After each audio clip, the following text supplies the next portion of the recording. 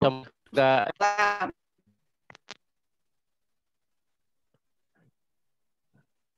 suaranya kurang bagus. Ya kita mulai saja, Mangga. Ya. Bismillahirrahmanirrahim. Assalamualaikum warahmatullahi wabarakatuh.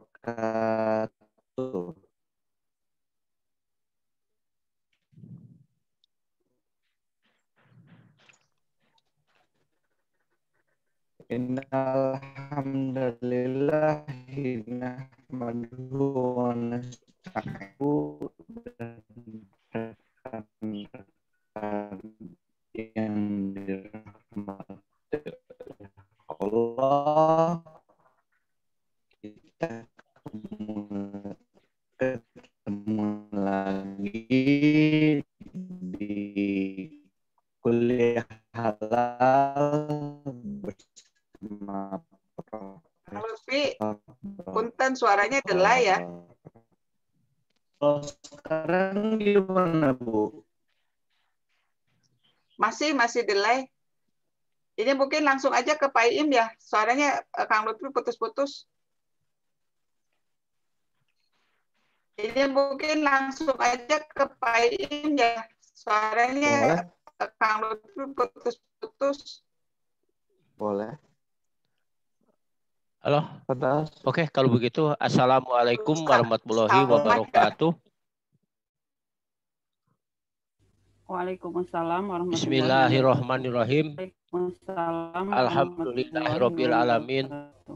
Assalatu wassalamu ala asrofil anbiya'i wal mursalin wa ala alihi wa sahbihi ajmain, amma ba'du.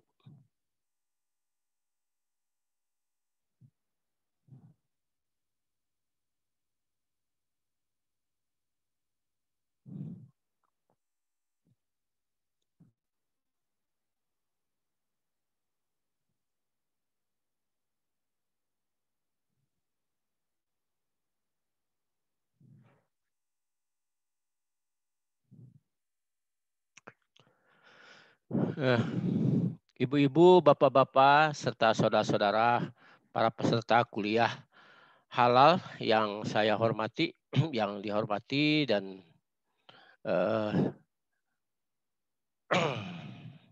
syukur alhamdulillah berkat perkenannya kita pada pagi hari ini kita melaksanakan tugas rutin, yaitu melaksanakan kuliah halal dari Pusat Halal Salman ITB.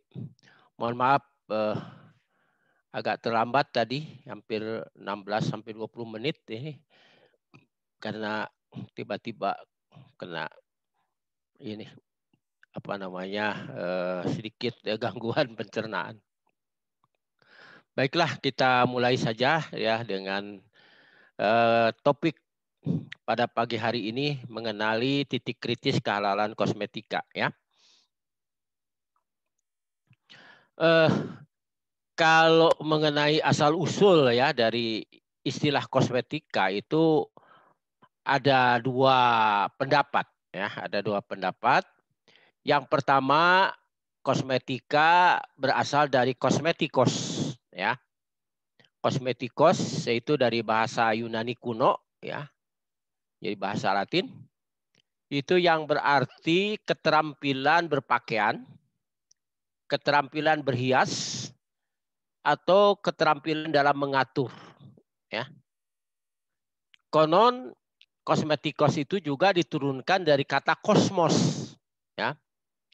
Kosmos ya, yang tapi kosmosnya bukan kosmos tempat masak nasi ya, ini kosmos dari bahasa Yunani juga ya. Jadi kata utamanya dari kosmetikos itu dari kosmos, yang berarti susunan yang teratur, keteraturan, harmoni dan hiasan ya. Nah, jadi kalau kita lihat antara kosmetikos dan kosmos memang ada kemiripannya, yaitu bisa berarti tentang berhias ya, hiasan atau berhias. dan aturan, ya. Jadi di sini aturan hias atau aturan atau keterampilan berhias di situ, ya. Jadi bisa diartikan seperti itu. Namun sebenarnya kosmetika ini itu merupakan manifestasi dari konsep cantik, gitu, ya. Karena konsep cantik ini sudah lama dikenal, ya, sejak zaman kuno sampai dengan sekarang gitu masih dipakai walaupun landasannya itu berbeda-beda, ya. Berbeda-beda dan tujuannya juga berbeda-beda. Tapi pada umumnya itu konsep beauty atau konsep kecantikan itu didasari oleh persepsi, ya. Persepsi, misalnya contohnya persepsi bahwa yang cantik itu putih, misalnya gitu. Yang putih, ya, ini konsep yang dipegang lama, ya, persepsinya ini oleh ibu-ibu di Nusantara bahwa kalau cantik itu harus putih. Maka rame-rame kan ada kosmetik pemutih kan begitu. Karena apa? Karena persepsinya kan dilihat dari cara pandangnya itu dilihat dari pengalaman melihat di layar televisi atau di buku-buku, film segala macam yang cantik-cantik itu pada umumnya berkulit putih begitu. Nah, jadi dari situ muncullah konsep bahwa yang cantik itu putih, maka rame-rame. Rambutnya hitam, semua dicat hitam kan seperti itu. Itu adalah konsep cantik atau konsep of beauty itu. Ya. Nah, jadi dan upaya untuk mempercantik diri ini itu sudah lama, ya. Sejak zaman Mesopotamia, Mesir kuno, ya. Kemudian di daerah Bizantium, ya, itu sudah dikenalkan, ya, diperkenalkan tentang konsep kecantikan itu. Misalnya yang terkenal kan siapa itu, Cleopatra, ya sebagai model kecantikan yang sampai sekarang masih pakai gitu, ya. Nah, jadi wanita menggeluti tentang kosmetik untuk mempertahankan kecantikan itu bukan sekarang saja, tapi dari dahulu sudah dimulai, ya, sudah lama dikenal. Dan dapat dikatakan bahwa setiap manusia, ya, setiap hari itu menggunakan kosmetik, ya. Wanita, ya, apalagi laki-laki pun sekarang, pria itu juga sekarang sudah mulai menggunakan kosmetik. Sejak bangun tidur hingga kembali ke tempat tidur katanya kan begitu. Ya. Misalnya bangun tidur kemudian mandi kan gitu, ya, sesuai dengan lagu bangun tidur ku terus mandi. Kemudian setidaknya pada waktu mandi itu kita menggunakan beberapa jenis kosmetik. Minimal sabun lah, ya. Kemudian sampo, kemudian pasta gigi lah, itu 3 itu. Pasta gigi, sabun, sampo, ya. Minimal 1 sabun saja, misalnya pasta giginya nanti setelah makan bisa saja seperti itu. Tapi ada, ya, sediaan kosmetika yang dipakai. Setelah mandi masuk kamar langsung, ya, pakai handuk, pakai body lotion, ya, supaya wangi. Wajahnya pakai krim. Kemudian pas mau berangkat pakai parfum, ya. Itu parfum, eau de cologne atau apa. Supaya wangi. Kemudian juga ibu-ibu, ya, apalagi mamah muda, ya, para wanita itu hampir selalu menggunakan bedak atau lipstik, ya. Ketika akan keluar rumah ketemu tukang sayur saja, bedak lipstik pasti dipakailah seperti itu. Apalagi kalau pergi kondangan. Wanita itu pada umumnya merias wajahnya, maka dikenal ada make up artis semua itu. Wah, tebal-tebal, kinclong segala macam. Jadi itu tiap hari pastilah, ya, dapat dikatakan bahwa manusia baik laki-laki maupun wanita itu menggunakan kosmetik, ya. Nah, kosmetika yang digunakan sehari-hari akan menempel di kulit, karena penggunaan kosmetik itu kan untuk kulit pada umumnya di bagian luar, ya, dan akan terbawa saat melakukan ibadah, misalnya sholat, ya. Nah, kita wudhu, wudhu kan yang dicuci atau yang dibersihkan sesuai dengan syariat Islam itu kan bagian tangan, ya, muka, berkumur, kepala, kan gitu, ya, rambut, kaki, seperti itu. Jadi tidak semua kan. Padahal yang kita gunakan, ya, kosmetika itu kan untuk seluruh tubuh kadang-kadang kan gitu. Jadi masih ada yang menempel. Setidak-tidaknya adalah beberapa serpihan kosmetika yang menempel. Nah, sekarang kalau masalahnya itu yang menempel itu kosmetika itu terbuat dari bahan atau mengandung najis atau sesuatu yang diharamkan, pertanyaannya apakah salat kita sah atau tidak, kan seperti itu. Ya. Nah, ini satu pertanyaan yang sering disampaikan, ya. Kalau kita menggunakan, ya, misalnya ngecat rambut, ini sah nggak kita, karena cat rambut ini mungkin tidak membasahi atau bagaimana, kan kita tidak tahu kan itu. Pertanyaannya apakah sah ibadah kita ini? Ini yang terus, ya, menghantui pertanyaan-pertanyaan ini kepada kita semua, terutama kepada ibu. Apakah salat kita ini diterima atau sah sajalah begitu? Kalau terima urusan Allah, sah saja sesuai dengan syariat Islam, ya, pada saat kita menggunakan kosmetik ini. Nah, pertanyaan kedua adalah mengapa harus menggunakan kosmetik bersertifikat halal, kan gitu. Tentu yang pertama adalah kewajiban penganut agama Islam, muslimin wal muslimat itu harus mengonsumsi produk yang halal dan thayyiban, ya, yang sesuai dengan syariat Islam. Itu adalah kewajiban. Menggunakan, memakai, memanfaatkan, dan ya dan seterusnya, ada menggunakan, memanfaatkan, memakai dan memakan itu atau mengkonsumsi itu harus yang halal dan thayyiban. Itu syariat Islam, ya. Nah, sekarang apa akibat kalau umat Islam itu mengabaikan kewajiban tersebut, maka akan berdampak negatif terhadap ibadahnya. Amalan ibadahnya bisa tidak diterima. Doa-doanya tidak dikabulkan dan terancam masuk neraka. Ya, itu sudah saya terangkan pada saat prinsip halal haram menurut syariat Islam.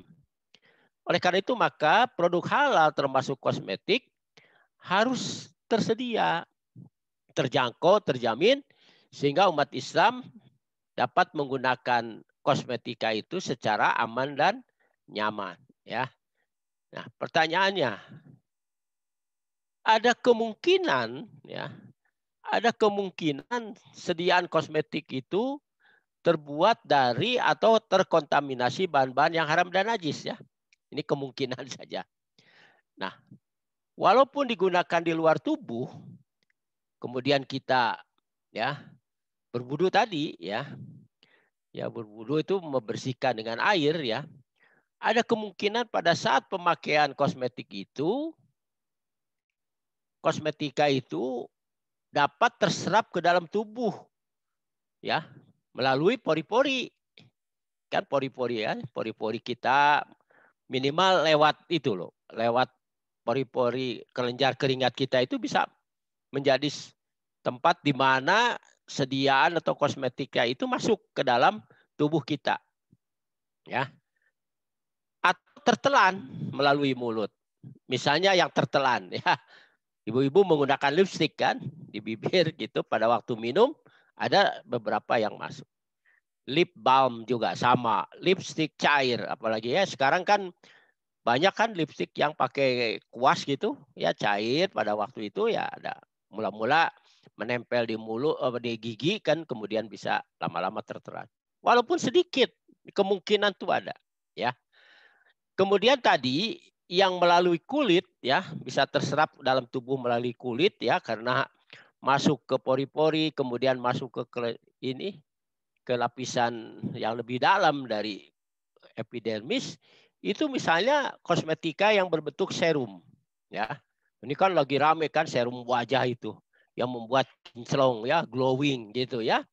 Kemudian yang krim juga sama, lotion ya, apalagi. Jadi ada sesuatu ya. Kan kadang-kadang kita ya merasakan lah kalau ada sesuatu yang masuk gitu ya, sedikit demi sedikit ya. Nah, permukaan kulit yang diolesi atau ditaburi kosmetik itu dapat disucikan betul, tetapi kan ada sebagian yang masuk tadi gitu ya. Nah, ini kan kalau masuk ke dalam tubuh sesuatu yang najis atau haram kan bisa menghalangi ibadah kan seperti itu. Nah, alasan inilah yang digunakan untuk mengapa kita harus menggunakan kosmetik bersertifikat halal. Jadi agar apa? Agar ya pemakai itu lebih tenang, aman dan nyaman ya pada waktu pemakaiannya itu. Ya, jadi dengan menggunakan kosmetika yang bersertifikat halal kan jadi lebih tenang kan seperti itu.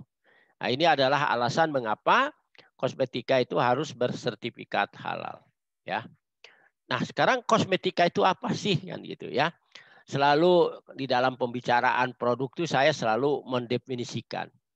Maka definisi ini saya ambil dari Peraturan Menteri Kesehatan Republik Indonesia nomor 1176 tahun 2010 tentang kosmetik.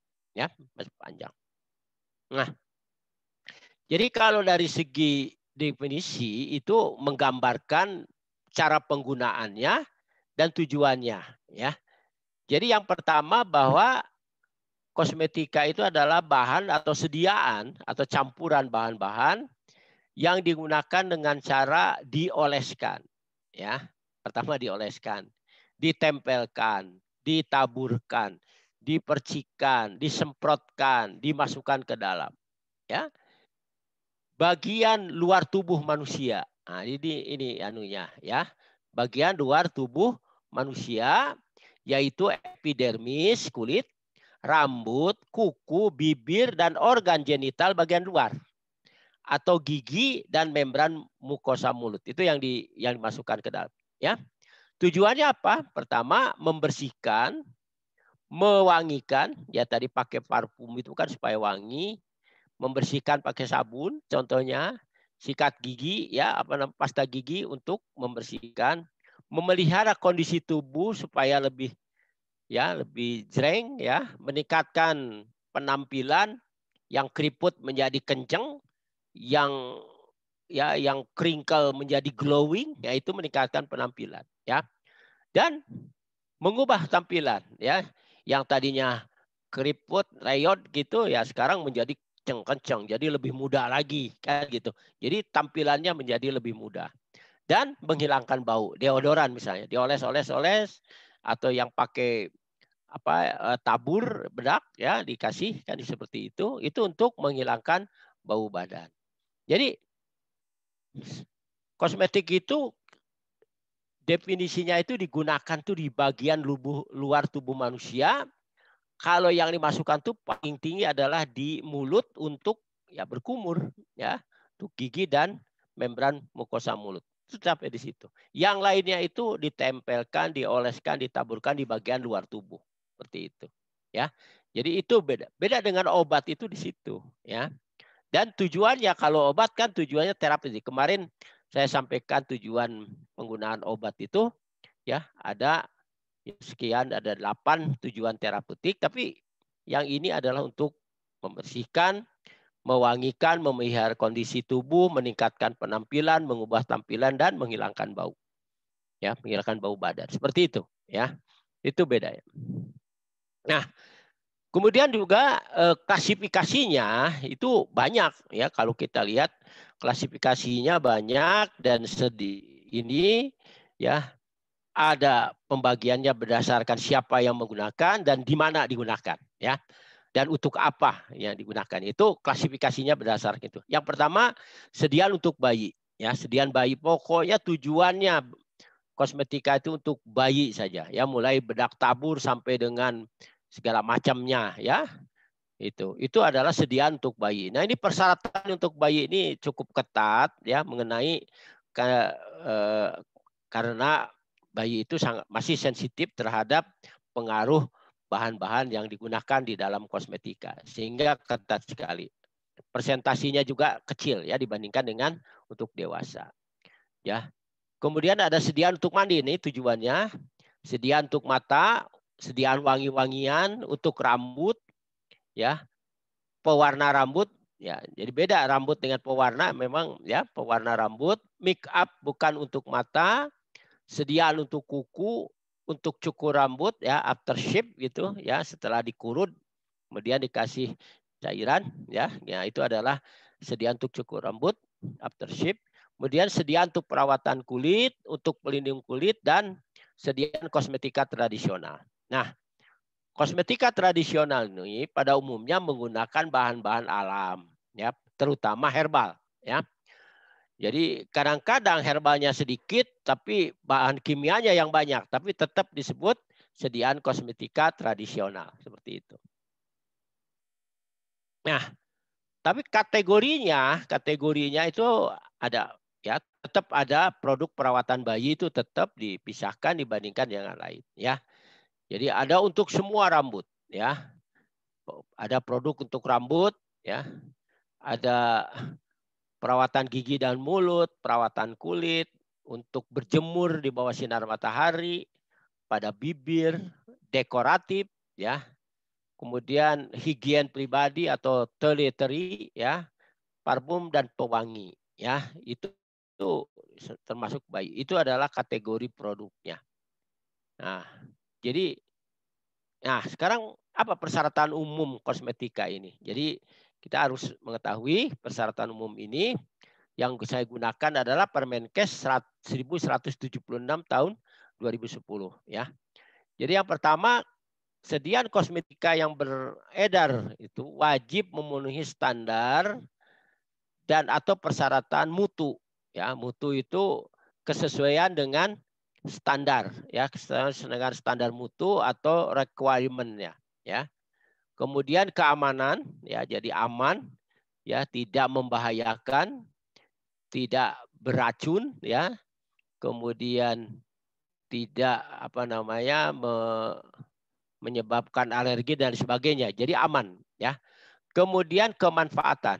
Jadi ada fungsionalnya, fungsinya misalnya tadi membersihkan, itu harus betul-betul bersih ya.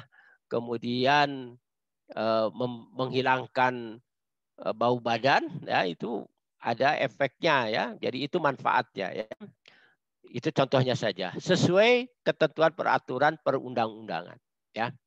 Kemudian yang kedua, setiap kosmetika hanya dapat diedarkan setelah mendapat izin edar dari Menteri Kesehatan berupa notifikasi sebelum kosmetika beredar oleh pemohon kepada Badan Pengawas Obat dan Makanan. Jadi didaftarkan ya. Sebelum beredar itu harus notifikasi. Jadi pemberitahuan tentang ada produk ini, nanti izin edarnya ada ya. Kemudian yang ketiga, karena adanya Undang-Undang Jaminan Produk Halal nomor 33 tahun 2014, maka ya kosmetika itu harus ya atau wajib bersertifikat halal. Karena kosmetika termasuk di dalam kategori produk menurut pasal 4 ya. Jadi produk itu menurut pasal. Nah, jadi kalau kita lihat regulasi kosmetika di beberapa negara itu berbeda-beda kan gitu ya. Saya ambil contoh Eropa pada umumnya sama. Kemudian Amerika, ya Amerika itu biasanya beda dengan Eropa kan, dia pengen nomor 1 saja. Kemudian negara kita ya. Sebenarnya ada satu lagi Jepang, tapi saya hampir mirip Jepang itu dengan Eropa. Jadi saya ambil saja Eropa, Amerika, dan Republik Indonesia. Nah, regulasi tentang notifikasi ternyata Eropa dan negara kita sama, tetapi Amerika tidak. Ya, jadi Amerika itu tidak notifikasi, tapi registrasi. Ya, jadi sebelum beredar melakukan registrasi seperti obat. Ya, jadi noreg baru. Kalau notifikasi kalau udah jadi memberitahu kan begitu ya, notifikasi itu lebih cepat ya. Nah, kemudian pengawasan setelah beredar post marketing itu sama, semua dilakukan. Karena ini untuk melindungi masyarakat dari penggunaan kosmetika yang tidak bermutu, ya, tidak aman, ya, yang tidak bermanfaat juga, ya, gitu. Jadi ini semuanya dilaksanakan.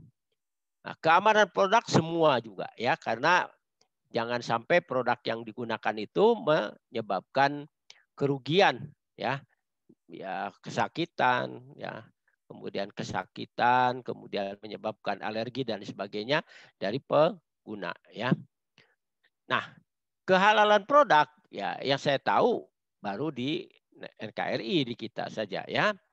Amerika dan Eropa ini masih pertanyaan, walaupun sekarang sudah mulai produk-produk kosmetik ini sudah bersertifikat halal di beberapa negara, ya.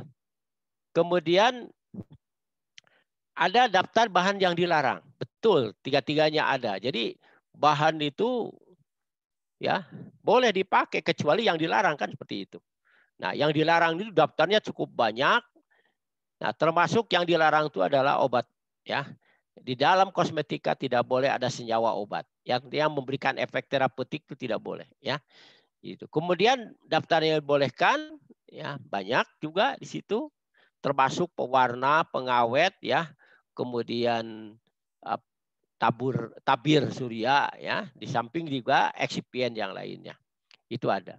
Kemudian daftar bahan yang dibatasi, ya.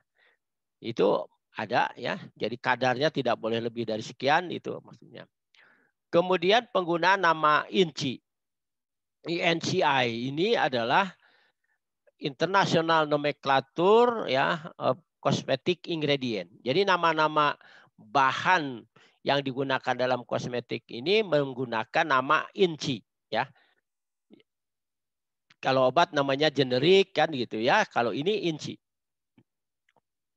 Kategori golongan produk itu kalau di Eropa jelas sekali, kosmetik, obat. Nah, ini ada kosmetik yang berupa obat atau obat yang bertindak sebagai kosmetik, itu masih.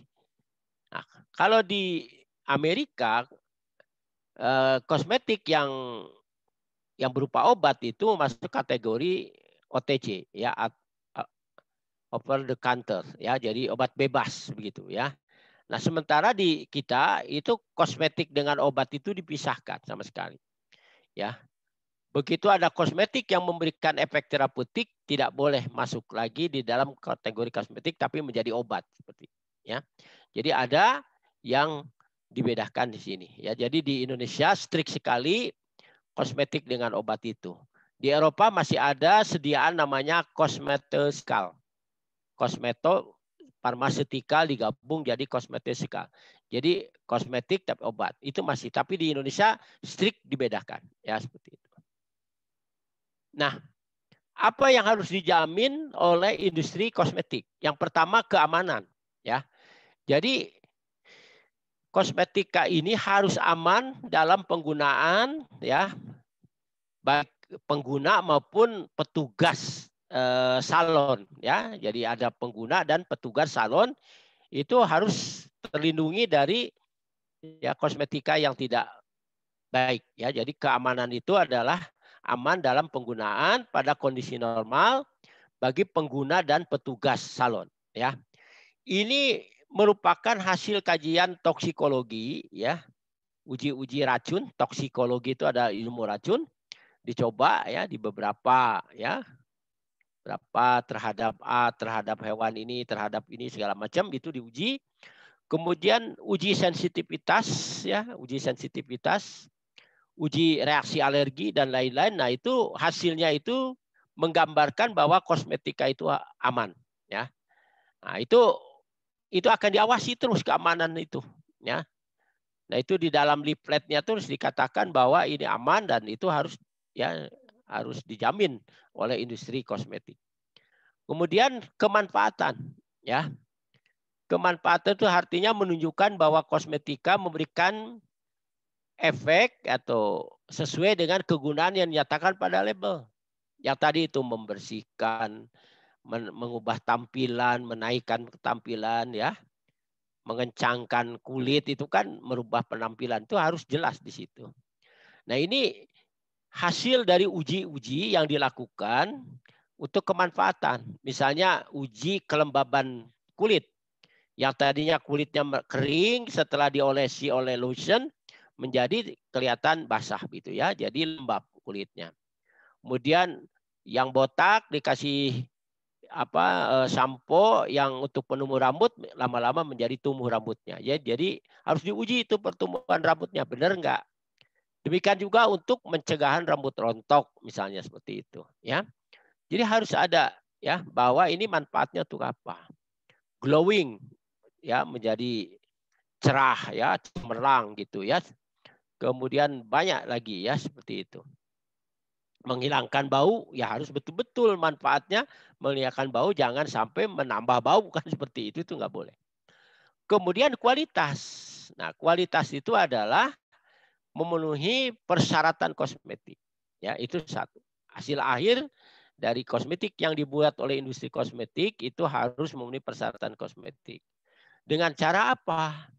Caranya mengikuti cara pembuatan kosmetika yang baik, ya CPKB.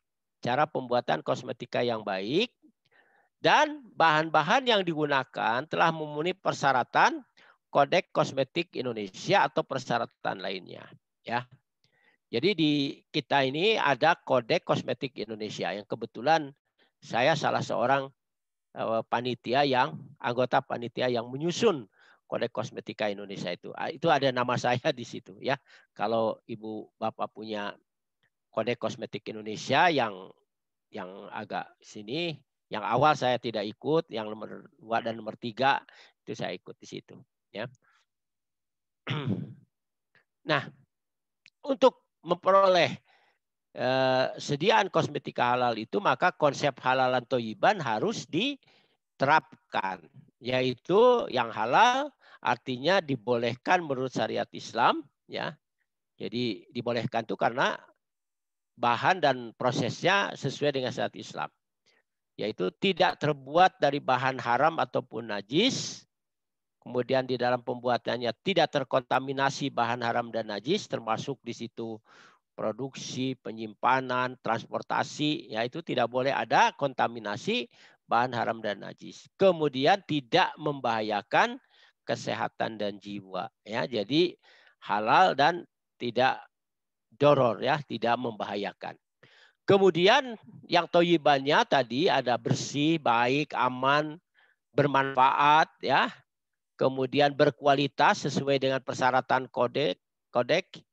Kemudian terdaftar melalui notifikasi di regulator, dalam hal ini Badan Pengawas Obat Makanan Republik Indonesia. Nah, jadi itu adalah toyibannya. Ya, dengan adanya notifikasi dan registrasi, ya nomor regnya artinya toyibannya itu sudah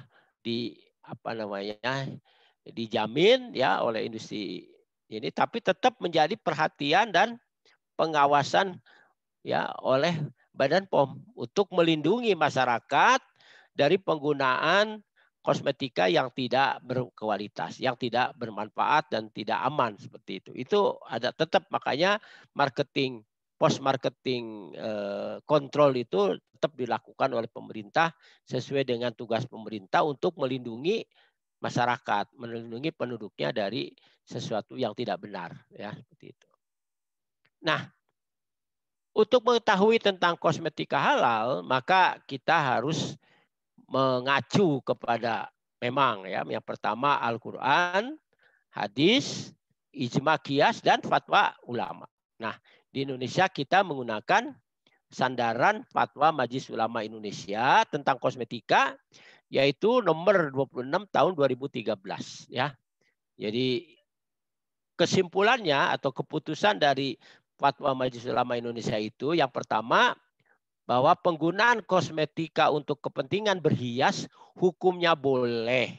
Ya boleh ya. Dengan syarat pertama, bahan yang digunakan adalah halal dan suci. Ya. Kemudian ditujukan untuk kepentingan yang dibolehkan secara syar'i, ya, membersihkan boleh kan, menampilkan yang lebih baik ya, performance ya, tampilan kan boleh. Kan tidak membahayakan. Nah, tidak membahayakan. Nah, Penggunaan kosmetika luar yang menggunakan bahan haram atau najis selain babi dibolehkan dengan syarat dilakukan penyucian setelah pemakaian. Ya. Jadi boleh, tapi ya dengan syarat kalau ibu bapak, saudara-saudara semua mau beribadah, mau sholat, maka harus dibersihkan. Nah untuk semuanya ya mandi ya semuanya. Karena kalau wudhu kan hanya sebagian.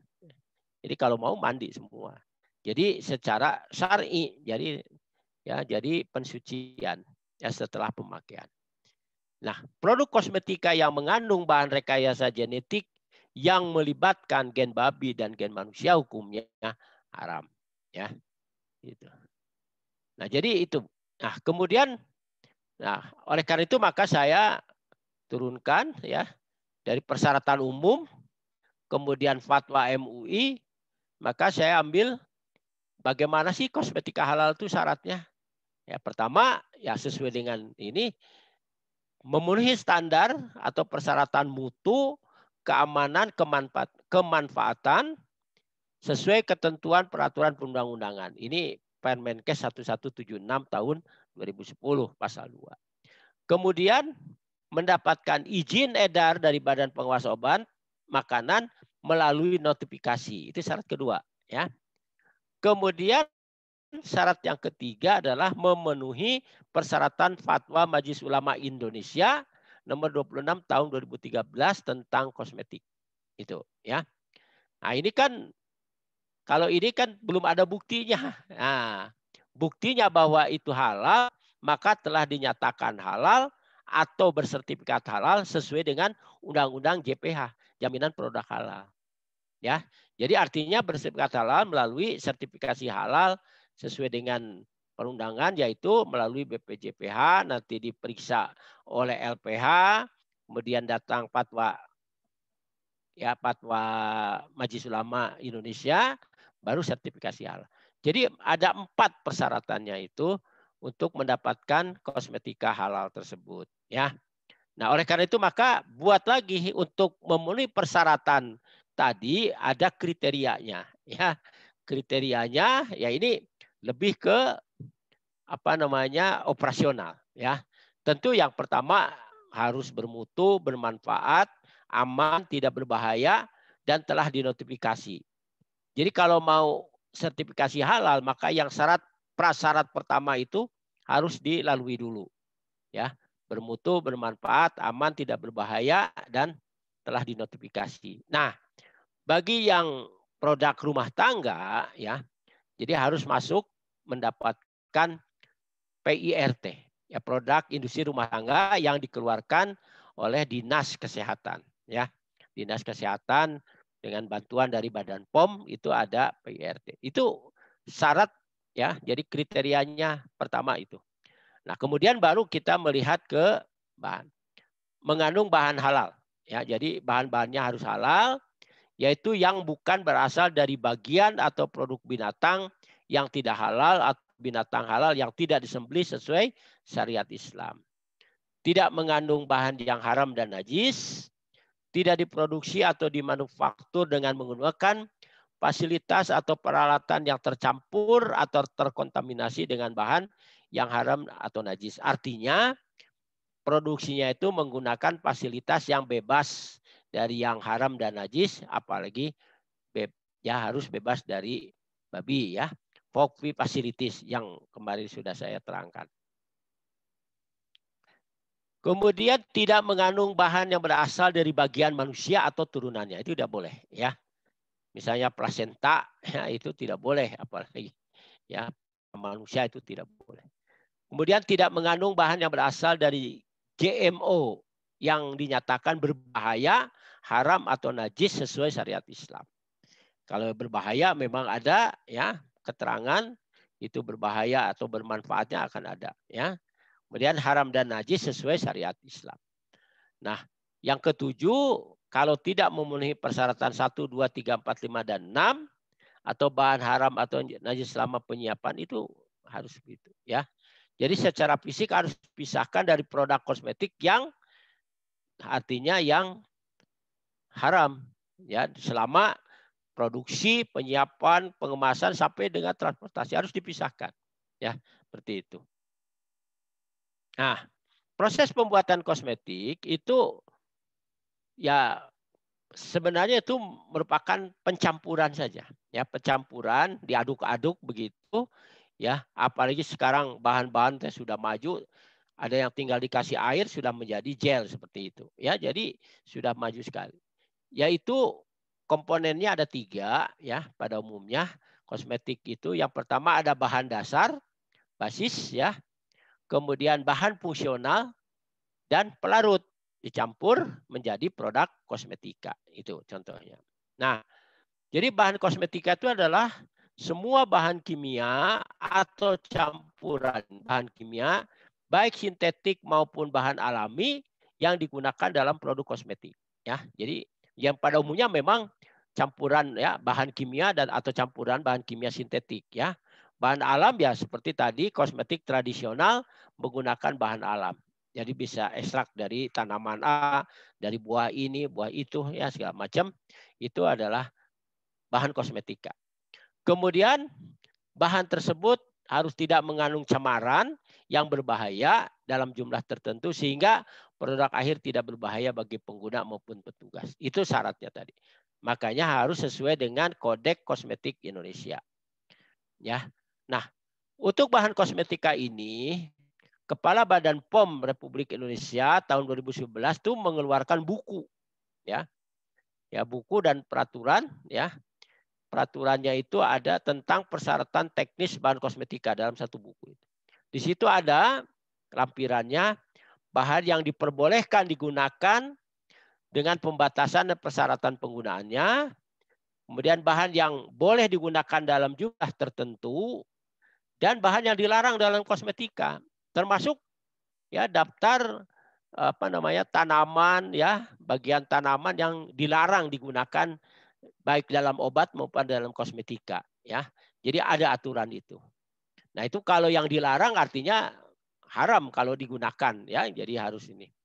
Nah, tentu ada pengecualian ya. Kalau kita lihat kalau yang dilarang itu karena beracun, nah kalau racunnya sudah dihilangkan boleh kan gitu. Jadi seperti peraturan umum bahan nabati yang beracun tapi boleh digunakan setelah dihilangkan racunnya. Yang membahayakannya telah dihilangkan. Ya seperti itu. Nah, jadi di sini ada peraturan. Ya, peraturan Kepala Badan POM. Nah, ini bagi produsen ini harus tahu tuh tentang peraturan ini. Ya. Nah, jadi jenis bahan kosmetika itu tadi ada bahan dasar. Ya, bahan dasar terutama untuk pembuatan lipstik. Ya, lipstik itu kan batang ya. Jadi kenapa menjadi batang itu karena ada bahan dasarnya, kemudian ada pelarutnya, ada bahan fungsional. Nah, kosmetik misalnya pewarna ya. Pewarna ada pengawet kadang-kadang. Nah, jadi ini adalah ya. Jadi bahan dasar, pelarut dan bahan fungsional. Bahan fungsional ini cukup banyak sebenarnya. Ya, bahan pewarna, bahan pengawet, bahan tabir surya, surfaktan, emulsifier, parfum and fragrance, kemudian bahan pemberi manfaat khusus ya. Misalnya pelembab, pengencang, pemutih. Nah, itu kan khas ya, khusus ya pemberi manfaat khusus. Pengencang, pemutih yang menyebabkan glowing itu ya, yang cerah seperti itu adalah kita sebut sebagai pemberi manfaat khusus. Nah, di dalam kosmetik tidak boleh kita mengatakan berkhasiat, itu tidak boleh ya. Jadi kita istilahnya dalam kosmetik adalah pemberi manfaat atau bermanfaat karena ada bahan yang memberikan manfaat. Ya, manfaatnya. Jadi nggak boleh khasiat itu efek terapeutiknya khasiat. Jadi dibedakan ya. Nah, tentu prinsip kajian kekritisan kehalalan secara umum kita sudah tahu dari beberapa kuliah sebelumnya. Jadi bahan haram atau najis tidak boleh digunakan atau masuk ke dalam rangkaian proses produksi halal. Ini prinsip utamanya ya.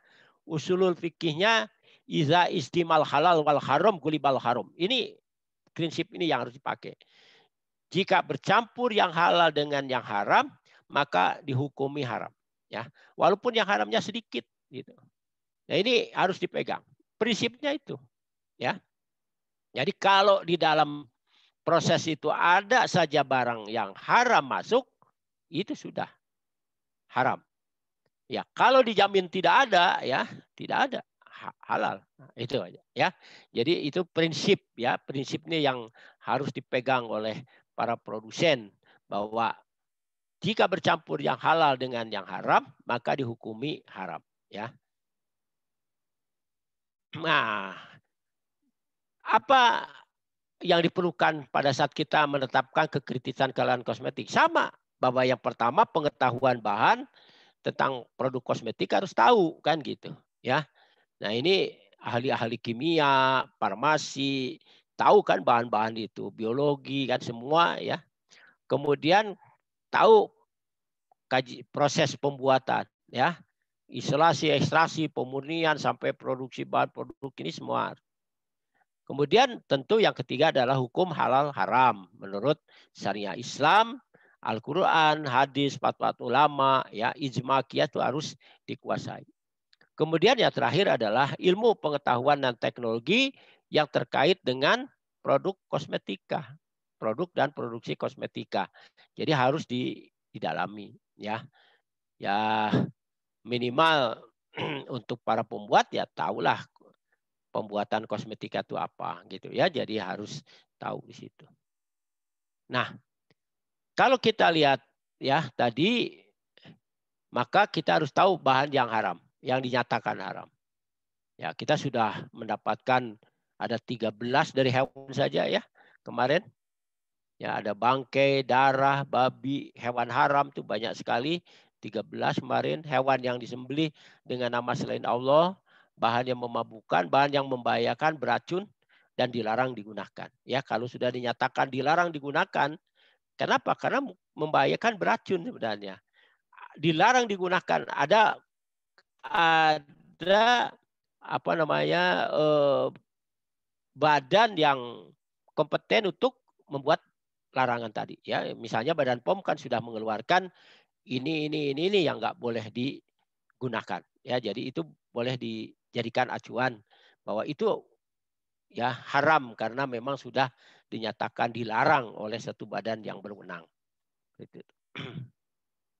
Nah, kalau dari sumber asal bahan kosmetika hampir sama, makanan, obat itu pasti, kalau nggak dari tumbuhan, dari hewan, ya, mungkin dari mineral, produk mikroba, produk kimia itu pasti. Tapi di dalam kosmetika ada bagian tubuh manusia, ya. Nah, itu bagaimana hukumnya atau kekritisannya seperti kemarin, bahwa yang berasal dari hewan itu sangat kritis, ya. Jadi betul-betul sangat kritis. Tumbuhan umumnya tidak kritis, Jadi ada yang kritis, terutama yang tadi beracun, memabukkan dan membahayakan. Sintesis kimia itu kritis terutama untuk senyawa organik karena bisa produk apa namanya bahan awalnya bisa berasal dari hewan, ya, seperti itu. Sehingga dari hewan itu ada yang hewan haram dan hewan halal, maka menjadi kritis. Bioteknologi mikrobial itu sangat kritis. Mikrobanya sendiri hukumnya adalah halal, ya, suci, ya, kecuali yang membahayakan manusia, ya, bakteri-bakteri yang membahayakan manusia dan juga lingkungan. Kemudian mineral tambang dan laut itu tidak kritis, jadi artinya boleh, ya. Nah, kita sudah sepakat bahwa bahan yang kritis itu harus membutuhkan suatu dukungan, ya. Pada saat sertifikasi itu dukungan yang bisa dijadikan ilah atau alasan bahwa ini halal, ini haram. Jadi harus ada, ya. Misalnya dari tidak mengandung enzim, ya, karena enzim itu bisa berasal dari mikroba, ya, bisa dari tanaman, bisa dari hewan, ya. Itu harus jelas. Nah, itu harus ada dokumen pendukungnya. Kemudian, nah ini kekritisan sumber bahan kosmetika tadi, tumbuhan tidak kritis, ya, memabukkan, beracun, membahayakan itu haram. Kemudian melibatkan bahan haram dalam proses juga haram, ya. Kemudian Yang lainnya sisanya adalah halal. Hewan sangat kritis karena hewan haram itu haram. Hewan halal perlu cara penyembelihan syariah. Kemudian produk mikroba itu sangat kritis, sama melibatkan medium pertumbuhan atau bahan haram dan najis, ya itu haram. Medium najis bukan babi perlu pemisahan dan pensucian. Jadi artinya boleh. Kalau medium suci dan halal itu halal. Ya sesuai dengan prinsip bahwa mikroba ya yang aman itu adalah halal dan suci. Sintesis kimia kritis karena ada bahan reaksi yang bisa berasal dari binatang atau hewan yang haram. Ya seperti itu. Kemudian bahan reaksi dan fasilitas produksi halal semua halal. Ya. Nah, termasuk di sini hasil-hasil bahan kimia itu bisa beracun, berbahaya, itu udah masuk kategori yang diharamkan, ya seperti itu. Kemudian yang berasal dari laut, ya berasal dari mineral itu adalah halal. Nah, ini gambar ini akan terus ya bisa karena bahan kosmetik itu banyak yang berasal dari hewan, ya seperti itu. Nah, itu ya, jadi hewan haram itu babi, binatang buas, binatang burung bercakar, hewan lain yang dinyatakan haram, ya. Jadi kemarin sudah saya sampaikan. Ya. Ini juga dari tumbuhan itu halal kecuali yang memabukkan, membahayakan dan beracun, ya. Membahayakan bagi kesehatan yang mengkonsumsinya. Ini mikroba juga sudah saya sampaikan, mikroba itu ya produknya bisa enzim, vitamin, protein, ya, asam-asam organik, pelarut asam amino itu ya itu adalah produk mikrobial, statusnya sangat kritis jika medium pertumbuhannya mengandung bahan haram atau najis, ya. Jadi itu harus dipertimbangkan. Nah, jadi bahan yang dipertanyakan kehalalannya yang ada dalam kosmetik misalnya mengandung protein dan asam amino.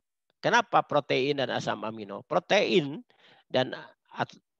itu kalau diuraikan menjadi asam amino akhirnya itu bisa berasal dari tumbuhan, bisa juga berasal dari hewan, bahkan yang paling banyak hewan dan manusia, ya. Nah, oleh karena itu dipertanyakan, ini sangat kritis, ya, sangat kritis. Kemudian asam alfa hidroksi juga ini senyawa organik yang bisa juga berasal dari tumbuhan, bisa juga berasal dari hewan, ya. Jadi harus dipertanyakan. Kemudian produk rekayasa GMO, genetic modified enzyme, ya. Jadi ini gen sisipannya ini yang harus dilihat gitu. Kalau gen babi atau ada gen manusia maka haram. Kemudian yang kedua, ya, selain gennya yang sisipannya itu adalah ini berbahaya atau tidaknya, ya. Jadi keamanannya ini penting, ya, karena produk rekayasa GMO itu tidak selamanya aman, ya.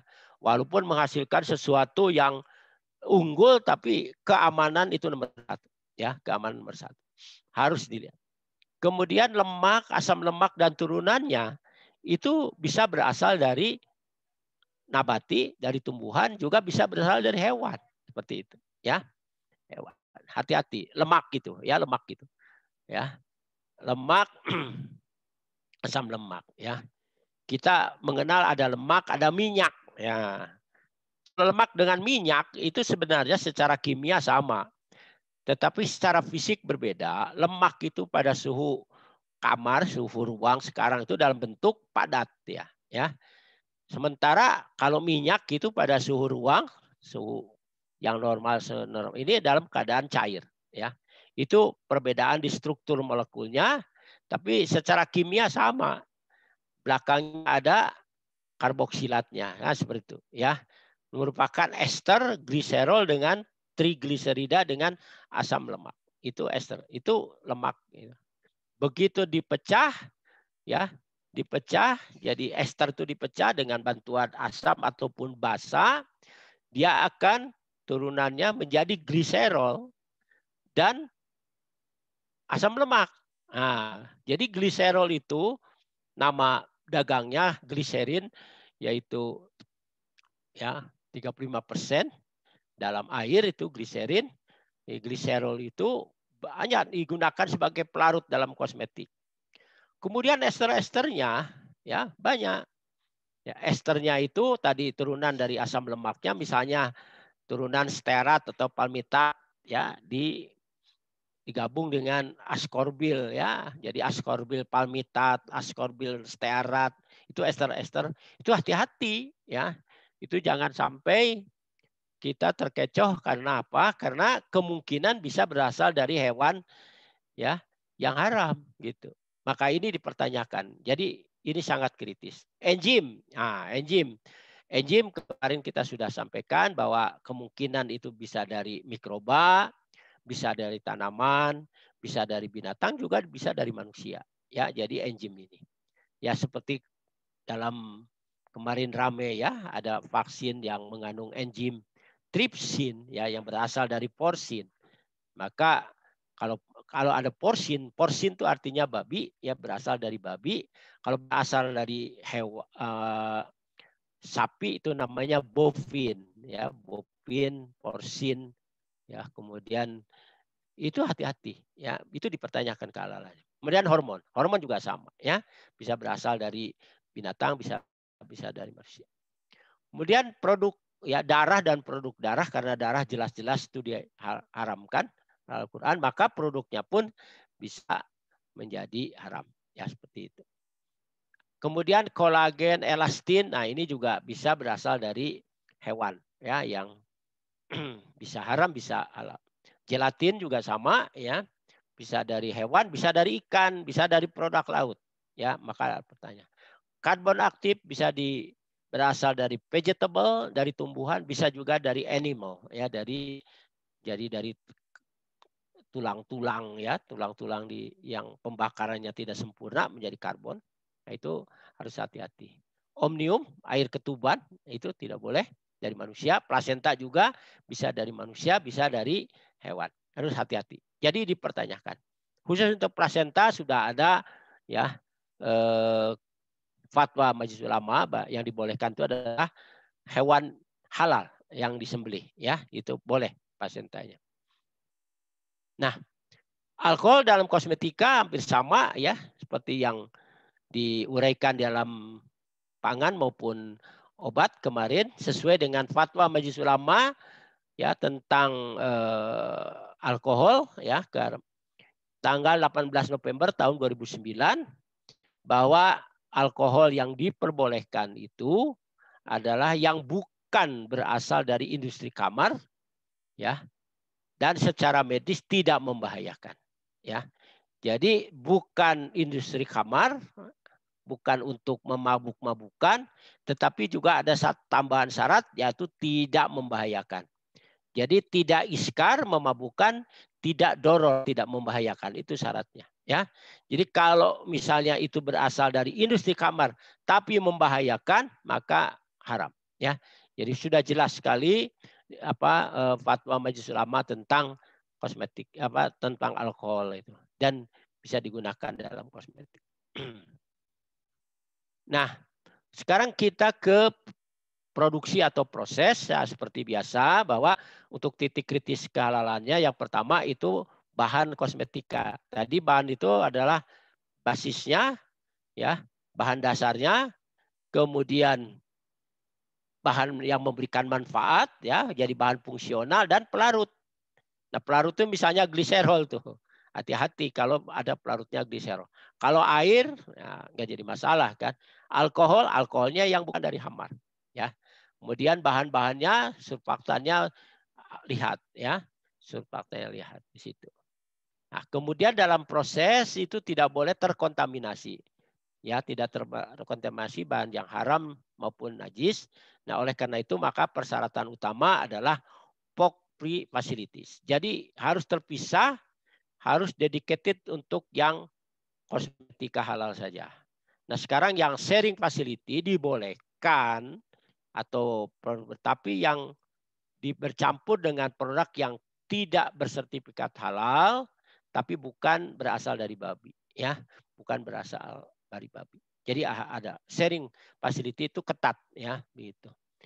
Nah, tentu produk kosmetika ini titik kritisnya itu sangat tergantung pada, ya, bahan kosmetika dan prosesnya. dan juga penyimpanannya. Nah, penyimpanannya, transportasinya, distribusinya. Ya, kenapa? Karena kemungkinan bisa terkontaminasi pada saat pengemasan, penyimpanan, transportasi di situ. Ya.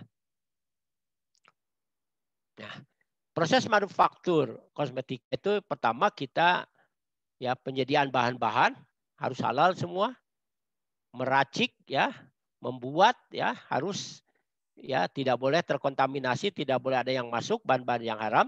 Jadi dedicated for halal produk, jadi kosmetik halal di sini khusus terpisah secara fisik ya. Boleh dengan sharing facility tapi dicuci dan sebagainya harus memenuhi persyaratan syariah. Kemudian pengemasan ya dalam wadah yang sesuai ya bentuknya ya, penggunaan dan cara pemakaiannya. Bahannya juga harus baik, bentuknya juga harus sesuai ya. Misalnya gambar kosmetik bentuknya kayak babi ya, nggak boleh itu. Kemudian yang bentuk-bentuk yang erotis juga tidak boleh ya, seperti itu. Ya.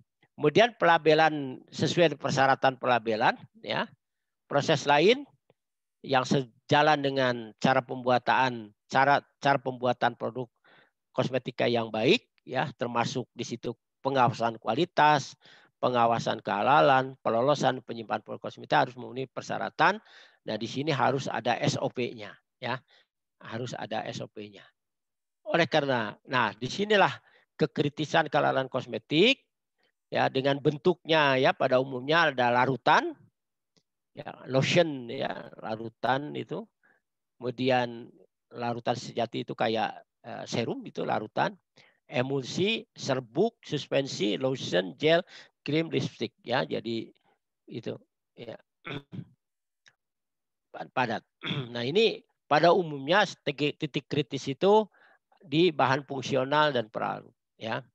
Jadi bahan fungsional, bahan pengisi ini yang merah-merah ini konsultan segala macam itu harus menjadi perhatian pada waktu kita melakukan sertifikasi halal atau kita mendaftarkan. Ya, sebagai penyelia harus tahu bahan fungsionalnya apa, pelarutnya apa ya. Harus tahu di situ. Ini kalau saya terangkan harus 1 semester masing-masing. Nah, penjaminan halal kosmetika ya itu harus pertama menjamin selalu menggunakan bahan-bahan yang halal ya. Kemudian tentu yang halal itu termasuk kehalalan toyiban sesuai bahannya itu halal dan sesuai dengan Kode Kosmetik Indonesia. Ya, jadi halalan toyibannya harus jelas. Menggunakan sistem produksi, fasilitas, sumber daya yang khusus produk halal, ada SOP ya produksinya dan selalu disiplin menjalankan sistem jaminan produk halal. Ya, ya ini penjaminannya. Semua bahan ya harus halal, fasilitas digunakan untuk produk halal, tidak ada peluang tercampur dan terkontaminasi dengan bahan yang haram atau dari bahan tambahan, penolong maupun fasilitas. Bahan pengemas juga harus halal dan suci. Pensucian harus sesuai dengan syariat ya dan juga persyaratan mutu. Penyimpanan, transportasi, distribusi harus terpisah dari produk atau bahan yang haram ataupun najis. Ini untuk menghindari tercampur atau terkontaminasi barang haram ya ke dalam bahan yang halal tadi. Ya, jadi ini kita harus menjamin kalau produksi ini seperti ini ya. Nah, ini adalah kombinasi antara cara pembuatan kosmetika yang baik dengan cara produksi kosmetika halal. Jadi saya gabung, maka apa saja yang di industri kosmetika itu. Pertama, manajemen mutu dan kebijakan mutu. Nah, ini untuk menjamin toyiban masalahnya ya. Untuk toyibannya itu adalah ada manajemen mutu dan kebijakan mutu. Ya. Dan kebijakan halal. Nah, ada kebijakan halal. Jadi digabung tuh mutu dan halal ya seperti kemarin dalam konsep konsep halal by design itu kan bersatunya antara quality by design dengan halal by design. Nah, ini harus digabung di sini. Kemudian sistem jaminan produk halal, ya tadi ada CPKB digabung. Keterkaitan dengan JMP yang berlaku yaitu tadi cara pembuatan kosmetika yang baik. Kemudian halal quality control, ya karena di dalam JMP itu adalah quality control saja yang berdasarkan spesifikasi atau requirement yang dibuat oleh pabrik maupun oleh peraturan. Kemudian personal, pelatihan, kebersihan personal. Jadi sanitasinya segala macam diatur, lokasi gedung dan fasilitas produksi, ya lokasi harus terpisah, gedungnya khusus, fasilitasnya adalah POC facility maupun sharing facilities. Ini bisa. Kemudian produksi, proses manufacturing, nah ini harus alur ya. Jadi urut-urutannya ya prosesnya harus dinyatakan ya. Nah, formula itu hanya garis besar saja, tidak perlu pakai komposisi, ya dicampurnya berapa itu tidak perlu disebutkan. Kemudian bahan-bahan yang digunakan ya itu harus ada dari bahan segala macam. Pembelian bahan dan keperluan lainnya aturannya karena kita harus membeli bahan yang halal.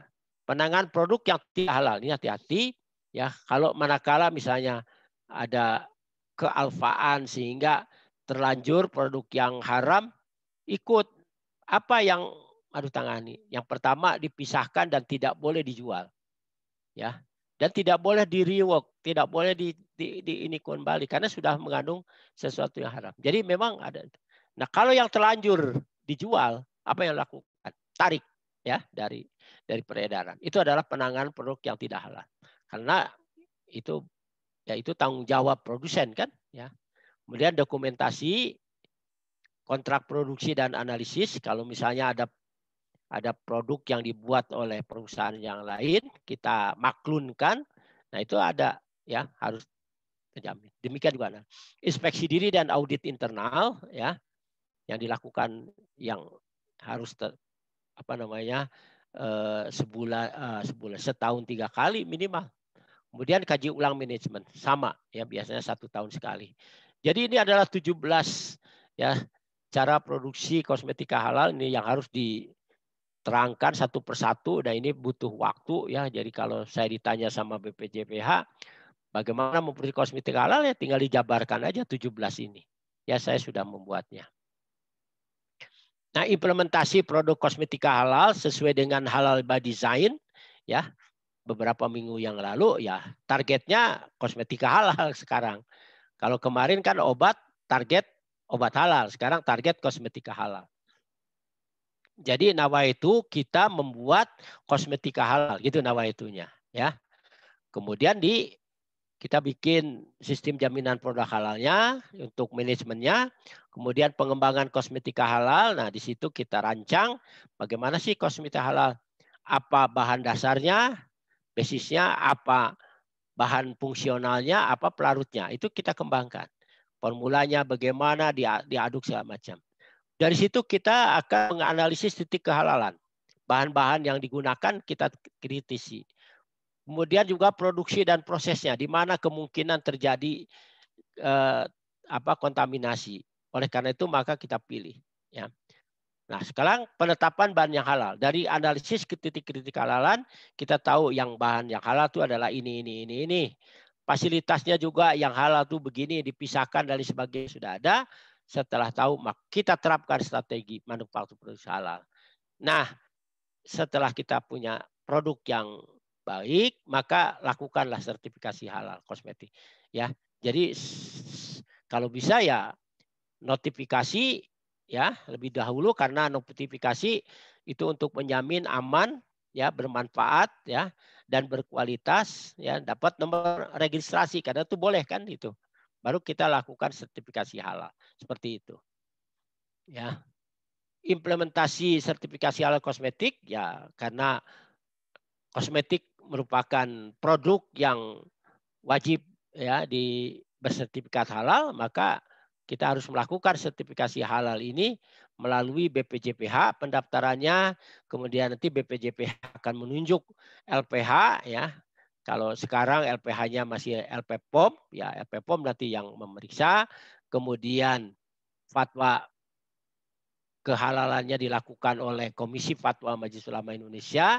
Nanti kalau memenuhi persyaratan syariat Islam, maka akan keluar keputusan tertulis tentang fatwa Majelis Ulama dan diserahkan kepada BPJPH. Berdasarkan itu, maka BPJPH mengeluarkan sertifikat halal. Ya, kita tahu bahwa menurut undang-undang, ya undang-undang jaminan produk halal, sertifikasi halal produk itu dilakukan secara bertahap. Ya, sekarang prioritasnya adalah pangan, ya, pangan atau makanan, minuman. Setelah itu kosmetik, ya. Jadi sebentar lagi kosmetika akan, ya, akan di tahap, ya, tahap berikut setelah makanan adalah kosmetika. Ya, sementara obat dan vaksin itu yang terakhir. Kemudian sertifikatnya 4 tahun, ya. Tapi kalau sudah habis harus diperpanjang 3 bulan sebelum masa berlaku habis. Ya. Nah, biaya sertifikasi halal ditanggung industri halal yang mengajukan, kecuali untuk UKM yang PIRT akan dibantu oleh pihak tertentu. Ya. Nah, ini skema sertifikasi halalnya. Ya, jadi industri kosmetik itu mendaftarkan, mengajukan permohonan ke BPJPH, ya. Kemudian setelah diperiksa BPJPH akan menunjuk lembaga pemeriksa halal, ya, 5 hari. Ini sesuai dengan KMA 982 tahun 2019, LP POM MUI ditunjuk sebagai LPH yang memeriksa kehalalan produk. Jadi, nah sekarang sudah ada LPH yang lain yang sudah disertifikasi, ya, tapi ya tidak tahu sudah operasional atau belum. Nanti LPH inilah yang memeriksa, mengaudit, ya, produk dan prosesnya di industri kosmetik secara in situ.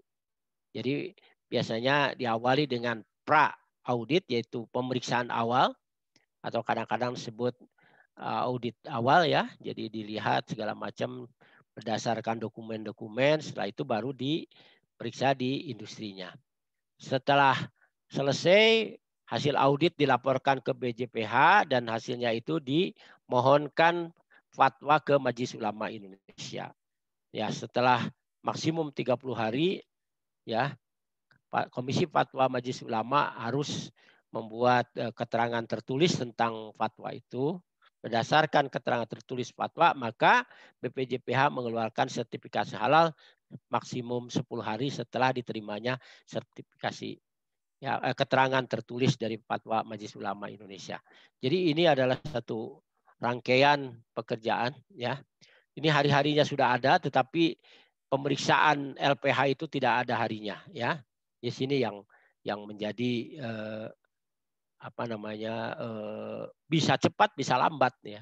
Tapi kalau BPJPH meluk LPH itu maksimum 5 hari, ya.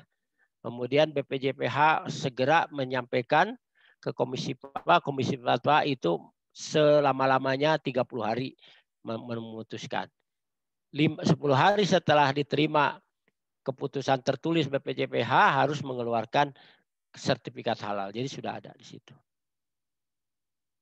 Nah, ini saya berikan contoh, saudara-saudara, misalnya lipstik, ya. Ini lipstik paling banyak dipakai oleh ibu-ibu, para wanita, termasuk juga mahasiswa, ya, mahasiswi maksud saya.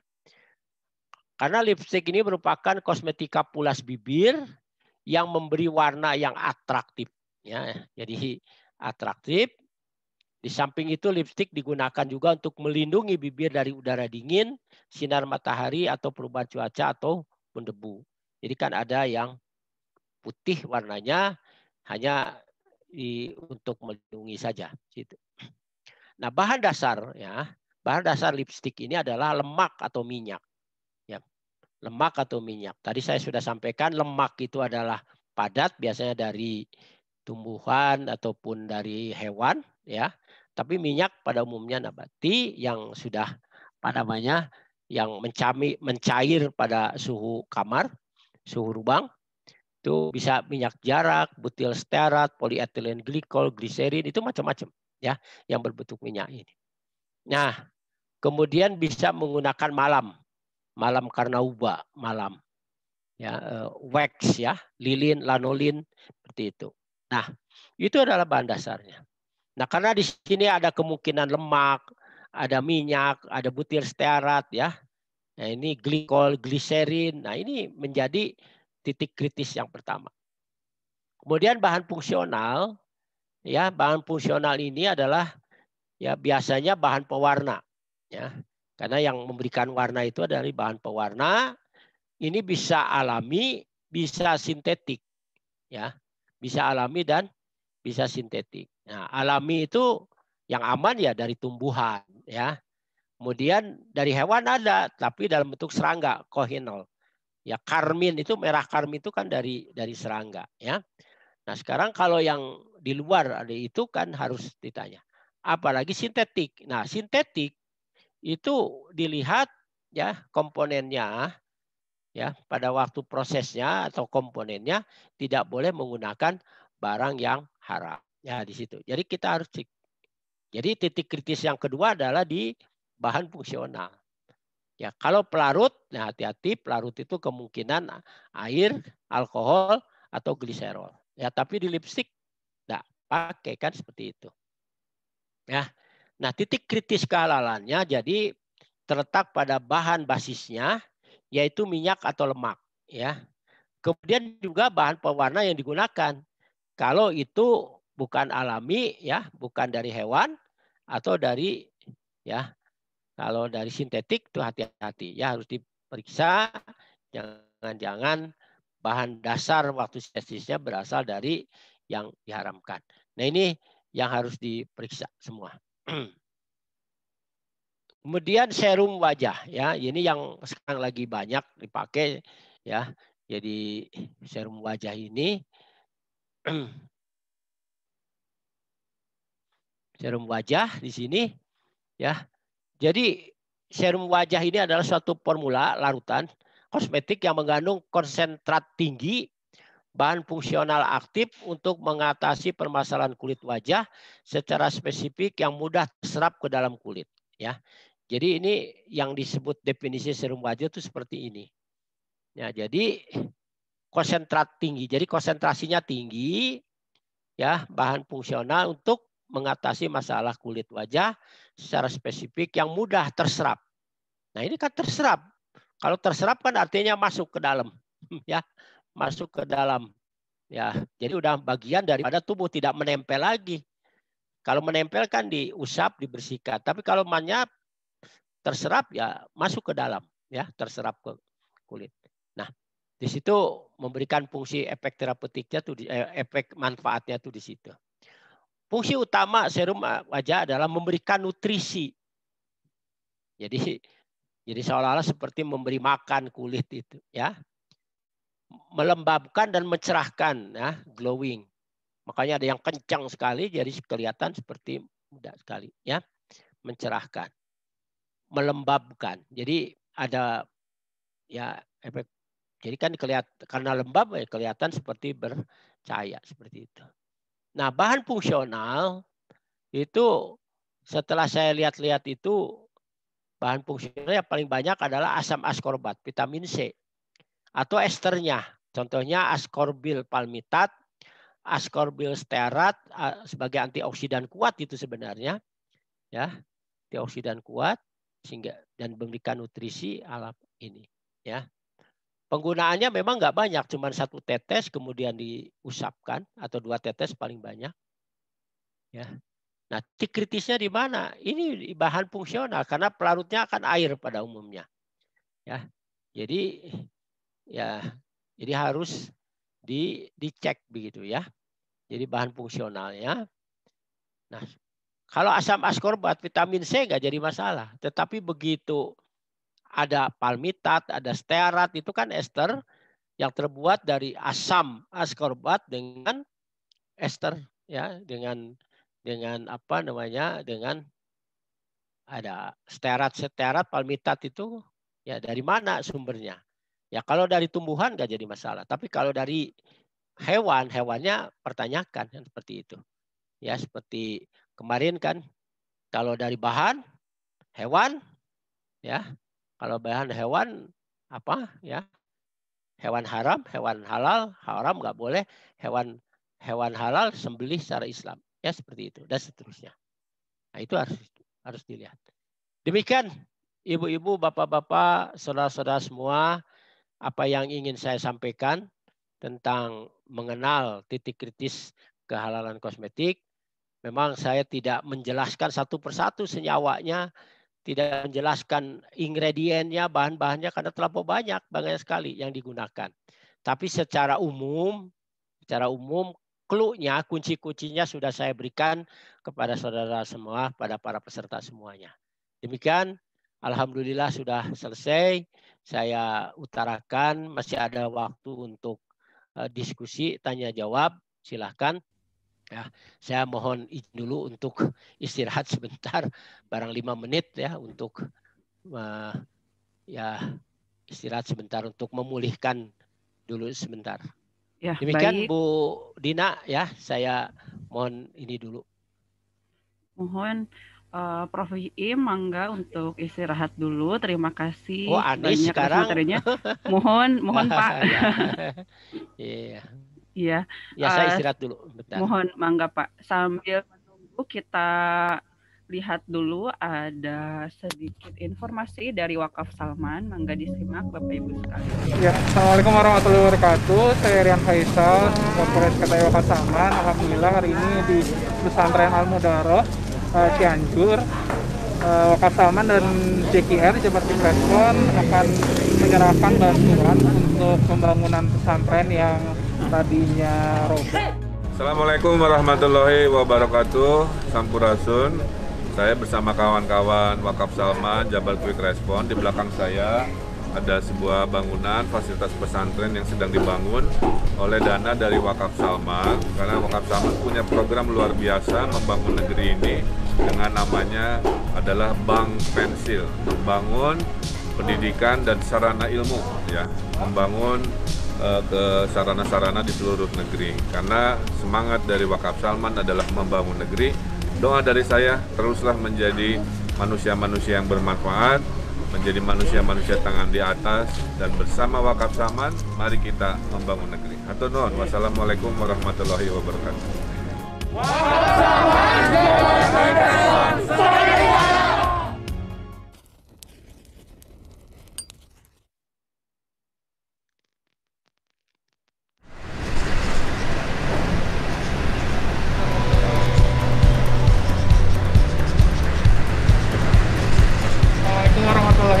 Alhamdulillah hari ini Jumat 19 Februari 2021 Wakaf Salman kembali di posko Satgas Pencegahan COVID-19 di Gor Saparua.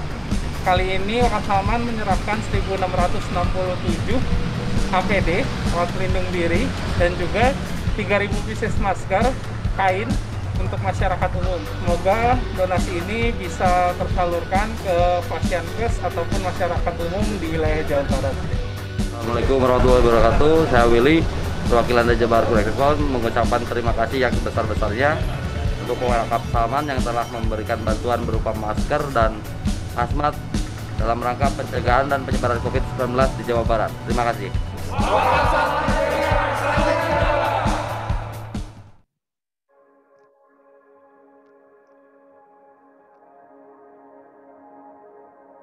Ini merupakan representasi dari kisah Ibrahim mencari Tuhan. Di tengah ini kita buat kalimat tauhid, esensi dari Islam, La ilaha illallah Muhammadur Rasulullah. Ini doa Ibrahim, Tuhanku jadikanlah aku orang yang selalu menegakkan salat, dan keturunanku, Tuhanku engkaulah yang mengabulkan doa. Paling lama sebelum Ramadan tidak bisa dipakai untuk sholat. Pada kesempatan ini saya juga mengucapkan terima kasih atas kedermawan bapak-bapak sekalian yang berkenan berwakaf untuk melengkapi kebutuhan interior masjid ini. Semoga amal baik dari bapak-bapak sekalian mendapat pahala sebaik-baik balasan dari Allah SWT.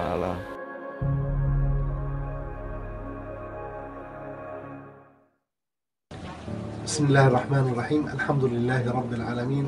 Wassalatu wassalamu ala al-mab'uth rahmatan lil alamin. Sayyidina Muhammadin sallallahu alayhi wa ala alihi wa sahbihi ajma'in.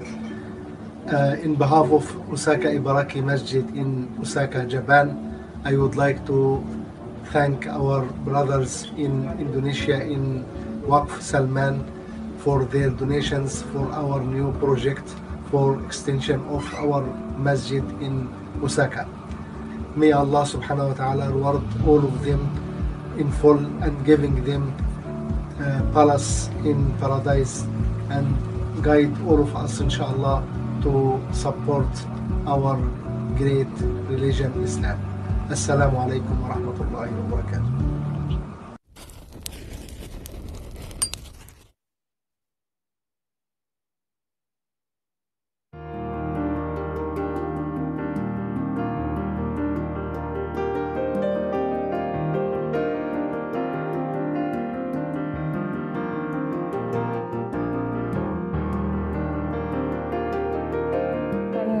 Cita-cita saya menjadi seorang hafizah.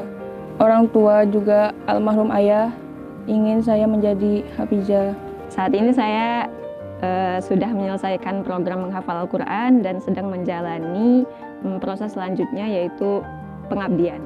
Saya di sini sebagai santri pengabdian karena baru selesai program menghafal selama setahun kemarin. Dikasih tahu bahwa ada pondok pesantren yang beasiswa untuk anak yatim gitu. Saya dengan niat yang sudah dibenarkan oleh Allah, dituntun oleh Allah, saya daftar ke sana, melakukan segala macam tes dan akhirnya qadarullah di sinilah saya sekarang. Semua berasal dari daerah yang beragam. Jadi dengan banyak teman-teman yang dari luar daerah dengan background masing-masing, diharapkan pula ke depannya mereka mampu membawa dakwah Al-Quran yang selama mereka belajar di Maskanul Hufaz dapat dikembangkan di daerah masing-masing. Seperti itu. Assalamualaikum warahmatullahi wabarakatuh. Sekarang teman-teman bisa bantu pembangunan Yayasan Maskanul Hufaz melalui Wakaf Salman.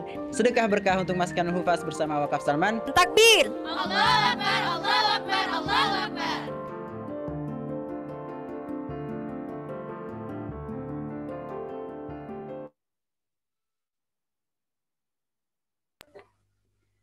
Baik, terima kasih untuk tim Wakaf Salman. Mangga Ibu Bapak nanti yang berniat untuk berwakaf, apalagi ini hari Jumat, bisa langsung menghubungi tim Wakaf Salman. Kita masuk ke sesi tanya jawab, sesi diskusi. Di sini sudah ada banyak pertanyaan, Prof, yang masuk dari peserta.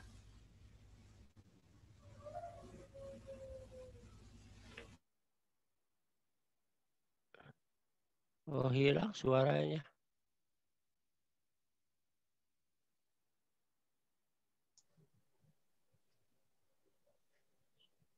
Ini jaringan ya, Bu Anis. Halo. Kok hilang suaranya? Oh, diwakilkan sama saya dulu nggak apa-apa sementara. Ya. Iya, sudah bergabung lagi. Mohon udah. maaf, pasti terputus sinyalnya kurang bagus. Ya. Baik, ini ada beberapa pertanyaan Pak Ikim dari peserta yang sudah masuk. Yang pertama terkait dengan bahan-bahan tambahan yang umumnya ada di kosmetik seperti penoksietanol, kemudian DMHidantoin, dan juga penggunaan SLS yang sekarang marak informasinya di masyarakat itu menimbulkan iritasi. Apakah bahan-bahan tersebut memang biasa digunakan dan juga apabila didaftarkan sebagai produk halal dan thayyib akan memenuhi persyaratan atau tidak? Yang pertama, begitu pertanyaannya, Prof. Ya, terima kasih Bu Anis. Ini pertanyaan beberapa senyawa, berapa bahan yang sering digunakan, ya penoksietanol seperti itu, kalau tidak salah itu untuk pengawet ya. Sering menimbulkan iritasi ya. Jadi kalau memang menimbulkan iritasi, ini harus menjadi perhatian ya, karena artinya kosmetika yang dihasilkan nanti akan menjadi tidak aman kan gitu ya. Jadi pada waktu Anda melakukan notifikasi kan harus mencantumkan juga beberapa bahannya, kemudian kemungkinan iritasi itu. Karena salah satu dari notifikasi juga harus ada penjelasan tentang keamanan, ya, tentang keamanan dari kosmetika itu sendiri, ya. Jadi kalau kita tidak yakin, ya, dengan pemilihan ini, saudara boleh bertanya kepada misalnya ke ya, kalau untuk beberapa bahan racun atau bahan-bahan untuk toksik ini bisa bertanya misalnya ke Pusat Informasi Obat dan Racun. Misalnya itu di Sekolah Farmasi ITB itu ada Pusat Informasi Obat dan Racun. Apakah ini akan berbahaya atau tidak terhadap kulit atau segala macam. Itu bisa bertanya ke situ. Atau yang kedua ya saudara googling.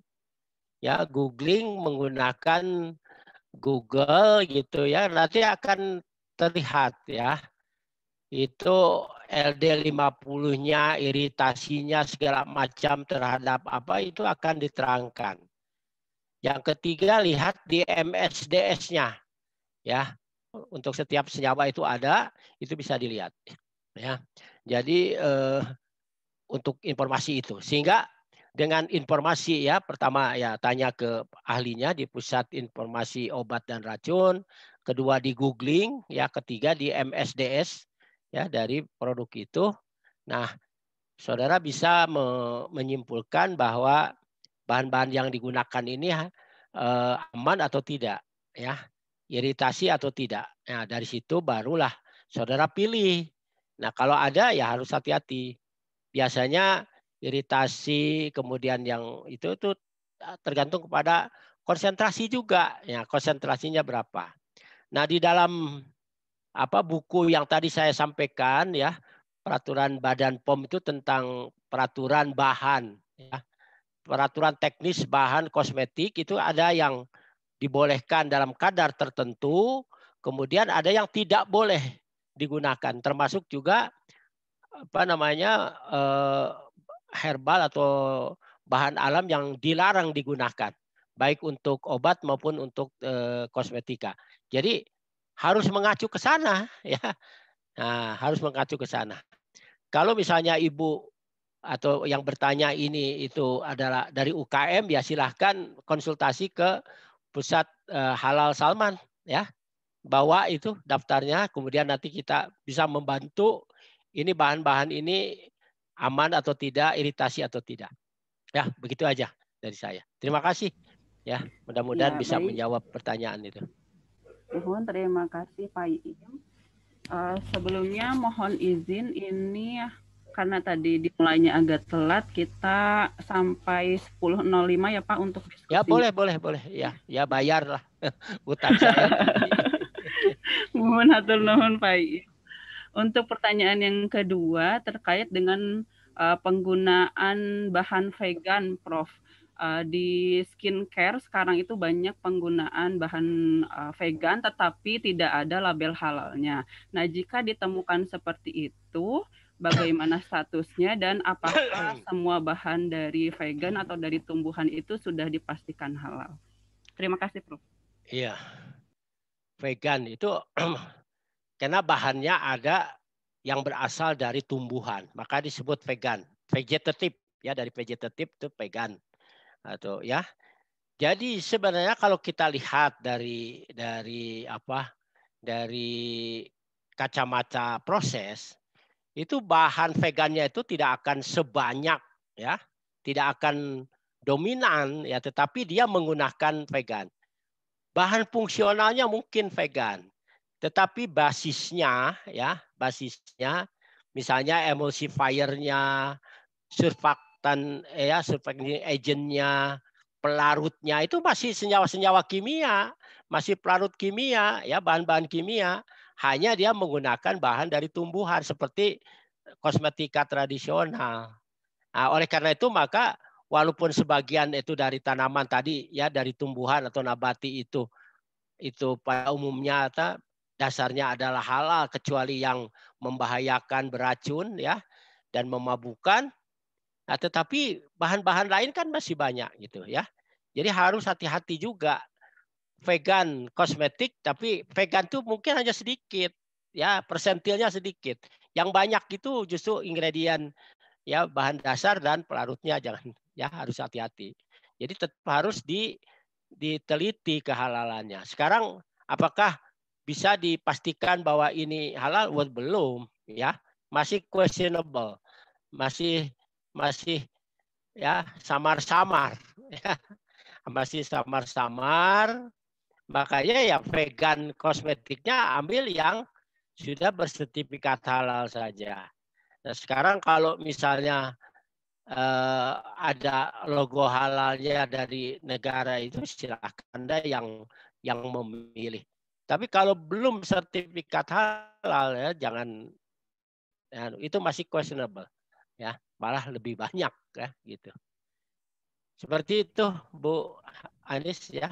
Iya, baik, terima Vegan kasih Prof. tetap harus hati-hati. Ya, jadi tetap yang amannya pilih produk yang sudah Silakan. ada logo halalnya ya, Prof.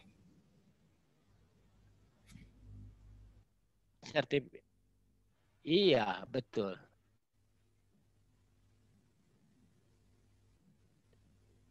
Ya, baik kita ke pertanyaan selanjutnya. Ada pertanyaan terkait dengan bahan baku kosmetik yang berasal dari GMO. Itu contohnya apa saja ya, Prof? Mungkin bisa diberikan satu contoh. Terima kasih. Aduh, harus memberikan contoh mah. Saya jadi dagang ya, nggak enak saya. Jadi jualan ya, Prof, promosi. Iya, jadi jualan begitu ya. Ya begini sebenarnya. Yang GMO itu kan bisa tumbuhan, ya, bisa binatang, di mana disisipkan ya, jadi disisipkan ada gen tertentu untuk memperoleh keunggulan dari gen yang bersangkutan. Jadi fungsi gennya ya itu disisipkan. Nah, kemudian gennya ini harus hati-hati yang disisipkan itu. Bisa gen yang berasal dari yang nggak boleh itu kan gen haram atau gen babi dan gen manusia, itu tidak boleh sama sekali ya. Nah, itu ya jadi misalnya ada tanaman ya. Misalnya contohnya yang banyak GMO itu kedelai gitu. Dari kedelai itu kedelai GMO itu banyak sebenarnya. Ya, kedelai GMO itu banyak ya, ada bukan banyak, ada ya bisa. Nah, kalau misalnya produk GMO-nya itu menggunakan gen yang tidak dilarang, yang dilarang ya, yang tadi, maka itu tidak boleh seperti itu. Saya tidak akan memberikan contoh karena agak sulit juga ya untuk itu. Nah, jadi hati-hatinya adalah tadi ya, gen sisipannya itu harus dilihat. Kemudian yang kedua itu ya rekayasa genetik itu GMO itu adalah mengenai keamanannya gitu ya. Karena kita tidak tahu kan ya, kita alih-alih ingin mendapatkan keunggulan karena gen itu bisa menghasilkan ini itu, nah, tetapi kan kita tidak tahu apakah ada hasil samping dari proses itu sendiri yang tidak bisa dikendalikan oleh manusia. Itu kan? Jadi bisa membahayakan. Nah, itu yang harus diperhatikan. Jadi produk-produk seperti itu. Memang rekayasa genetik itu GMO itu agak samar-samar juga ya. Samar-samar kadang-kadang juga tidak disebutkan itu GMO atau bukannya itu ya. Cuman saya di sini saya sampaikan yang produk kosmetik GMO itu adalah harus hati-hati saja. In case kalau sekarang ada gitu. Tapi kalau contohnya saya enggak. Itu nanti aja lah ya, suatu saat saya berikan karena kalau sekarang menyangkut produk juga seperti itu. Terima kasih. Ya, baik, terima kasih Prof. Kemudian ini pertanyaan selanjutnya terkait dengan prosedur kosmetik yang sekarang sedang heboh, Prof, terkait implan silikon, kemudian juga penggunaan filler ataupun prosedur facelift untuk mengencangkan kulit wajah atau merubah bentuk begitu. Nah, apakah hal tersebut diperbolehkan dan status untuk kehalalannya seperti apa? Terima kasih, Prof. Iya. Jadi saya kembali kepada kosmetik ya. Definisi kosmetik itu bahan, campuran bahan yang digunakan untuk dioleskan, dipercikan, kan gitu ya. Kemudian dimasukkan tuh paling banyak itu melalui mulut dan gigi ya. Nah, sekarang untuk implan ya, implan siliko itu kosmetik atau bukan? Kalau dilihat dari per definisi kan tidak masuk kan, ya. Dia bukan bahan, campuran bahan yang dipercikan, dioleskan kan gitu ya. Kemudian itu ya tidak masuk kalau implan itu ya. Karena implan itu kan ditanam kan, implan itu kan ditanam, kulitnya di ini kemudian dimasukkan. Ya disuntik. Itu bukan ya, walaupun memang tujuannya untuk kosmetik, yaitu memperbaiki dekoratif ya, memperbaiki tampilan, memperbaiki performance ya, tampilan ya, mengubah wajah dan lain sebagainya. Tujuannya kosmetik memang, tapi bukan sediaan kosmetik yang saya ceritakan ya. Kayak bedah plastik ya. Bedah plastik itu kan untuk banyak yang kosmetik supaya dagunya lebih bagus, hidungnya gini ya. Jadi secara kosmetik tampilan itu bagus, tapi tidak masuk ke dalam yang namanya sediaan kosmetik. Jadi hukumnya beda dengan yang saya terangkan ke sini. Nah, itu ya. Jadi saya tidak bukan yang dimaksud dengan sediaan kosmetik yang saya ceritakan ini. Ya. Apalagi menggunakan filler diisi supaya kenceng ya, itu enggak. Tapi kalau misalnya tadi pakai untuk glowing kan pakai serum ya, cairan kental ya, cairan lebih konsentrat, dioleskan satu titik, satu tetes, kemudian diusap, diratakan seperti itu, dia memberikan nutrisi, dia dengan ada penetrasi nutrisi gini ya, dia lebih lembab, kemudian lebih karena nutrisi jadi kulitnya jadi tumbuh lebih baik gitu, seperti itu ya. Nah, itu barulah itu kosmetik. Tapi kalau sudah ada implan, ada ya itu bukan produk kosmetik, bukan sediaan kosmetik, itu tindakan ya, intervensi manusia untuk mengubah dengan cara ya sasarannya memang kosmetik. Jadi di luar pembicaraan kita. Terima kasih Bu Anis. Ya, baik Prof. Terima kasih sudah sangat jelas tadi pemaparannya perbedaan kosmetik dengan tindakan atau prosedur untuk mengubah penampilan begitu ya Prof ya? Ya itu, ya walaupun tujuannya sama-sama kosmetik ya, jadi hiasannya lebih indah gitu, tapi beda, beda intervensinya. Silahkan Bu.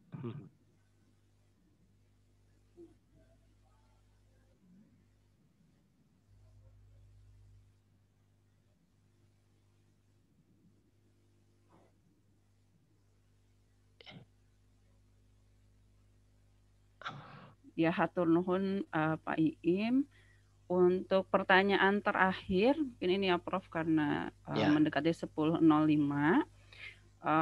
mau meminta tips untuk memilih sediaan kosmetik yang halal dan thoyyib di pasaran. Kemudian apakah kalau sudah ada izin Badan POM-nya, ada notifikasi kosmetiknya, apakah itu sudah termasuk kategori halal juga atau tidak? Ya, terima kasih Bu Anis ya. Jadi sudah ada notifikasi, itu adalah baru prasyarat kan tadi. Syarat halal, kosmetik halal itu yang nomor 1, itu kan dia harus aman, sesuai dengan persyaratan aman ya. Kemudian bermanfaat ya. Yang ketiga berkualitas, kemudian ada notifikasi. Nah, itu baru prasyarat. Yang keduanya kan tidak ya terbuat dari bahan yang halal segala macam ke bawahnya. Yang 3 itu kan belum diperiksa kan gitu. Jadi itu baru thoyibannya saja, belum halalannya gitu ya. Nah, jadi yang sudah ada Badan POM-nya itu notifikasi, ada nomor registrasinya ya. Itu baru tingkat toyibannya ya. Dan itu baru prasyarat pertama, masih ada 3 prasyarat. Bahkan kalau dari lebih kriteria itu, syarat itu masih banyak lagi yang belum terpenuhi, yaitu baru berapa ya, baru 1 di situ. Nah, jadi kalau tips saya tetap kalau untuk halalan toyiban ya, jadi itu pasti yang sudah halal itu sudah punya nomor registrasi, sudah notifikasi, dan juga sudah PIRT. Karena waktu sertifikasi halal untuk kosmetik itu prasyarat yang pertama tuh harus dilalui dulu. Ya, jadi aman, ya bermanfaat, berkualitas, dan notifikasi atau punya PIRT. Begitu ya. Terima kasih. Alhamdulillahirrahmanirrahim. Terima kasih Prof.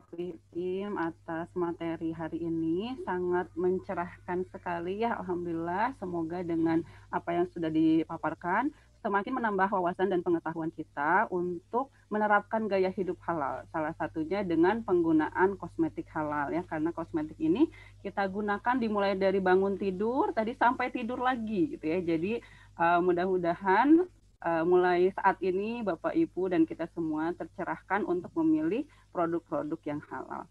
Terima kasih. Saya kembalikan kepada panitia. Ya, atur nuhun Bu Anis, Prof. Iim atas pemaparannya yang sangat luar biasa hari ini. Jadi alhamdulillah para peserta kuliah halal ketiga ini tercerahkan ya mengenai kosmetik. Jadi sebagaimana tadi saya sebutkan bahwasannya brand kosmetik halal itu sudah lebih dari 15 brand ya. Jadi jangan ragu-ragu lagi untuk menggunakan yang sudah pasti, yaitu yang sudah bersertifikat halal. Punten Bapak, untuk Jumat depan kan libur ya? Ya. Bapak mau istirahat atau mau lanjut ke vaksin Pak? Istirahat dulu. Istirahat dulu ya. Ya, kebetulan saya sudah janji mau juman dengan teman saya SMA, SMP begitu. Mau reuni di awang-awang ya Pak ya? Di awang-awang ya. Ya, munggahan gitu. Ya, makan-makannya virtual juga ya Pak? Virtual ya. Jadi baiklah Ibu Bapak sekalian, walaupun Pak Iim nanti istirahat di hari Jumat minggu depan karena kebetulan libur ya, wafat Isa Al-Masih. Kuliah halal masih tetap berlangsung. Insya Allah kita akan mendatangkan ahli dari pariwisata halal. Kebetulan nanti akan memaparkan apa itu pariwisata halal, ruang lingkup pariwisata halal, kemudian apa saja yang boleh dan mana yang tidak boleh dalam pariwisata halal tersebut. Kita akan bahas bersama Pak Budi Faisal, Ketua P2PAR ITB ya. Kemudian juga ada bintang tamu dari BI tentang peran BI dalam meningkatkan potensi pariwisata halal.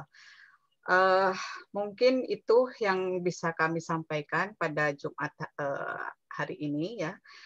Mohon maaf apabila dalam penyajian ada tutur kata yang tidak berkenan. Kami selaku panitia meminta maaf sekali lagi, dan saya kembalikan ke Kang Lutfi. Mangga Kang Lutfi. Baik, alhamdulillah kuliah halal kali ini telah mencapai penghujung kegiatannya. Mari kita tutup dengan bacaan hamdalah. Alhamdulillahirrahmanirrahim. Istighfar, astagfirullahalazim, dan doa kafaratul majlis. Subhanakallahumma wa bihamdika asyhadu alla ilaha illa anta astaghfiruka wa atubu ilaik. Saya Lutfi Wisnuwardana, izin undur diri. Bila taufiq wal hidayah. Assalamualaikum warahmatullahi wabarakatuh. Waalaikumsalam warahmatullahi wabarakatuh. Atur nuhun Pak, sehat selalu. Sama-sama.